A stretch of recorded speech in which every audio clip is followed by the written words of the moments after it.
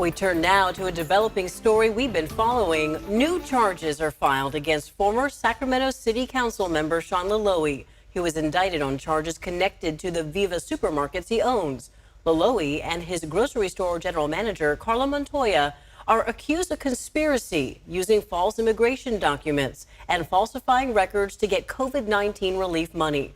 Loloee resigned from his council member post earlier this year, and they both have pleaded not guilty. Here's ABC 10's Garshpal Sangha with the latest on today's new indictment. Sean Loloee and his general manager, Carla Montoya, were already indicted on federal charges last year. But today, Loloee and two more workers were charged to conspire to defraud the IRS and file false tax returns.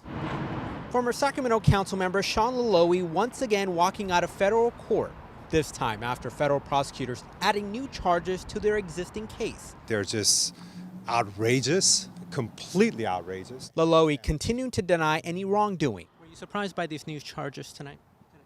No. Why not? Because you can add charges at your will, whether they have basis or not.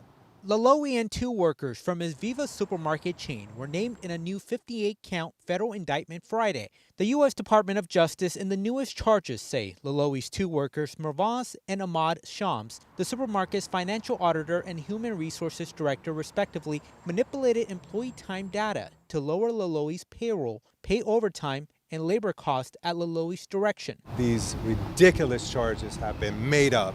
Loloee's new money laundering charges result from an alleged COVID-19 pandemic relief scheme. Court documents alleged he applied for $2.2 million from the Restaurant Revitalization Fund in 2021 and received $1.2 million.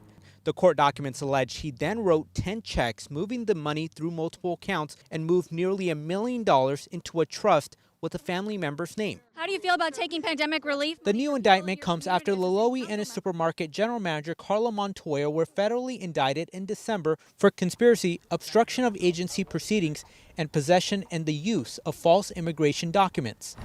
Through all of this, he remains unfazed. Make sure you get my good side now. And blaming the case on politics.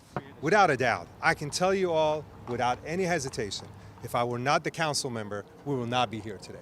Loloee and three of his workers pleaded not guilty to their respective charges, and all four are due back in federal court on April 29th.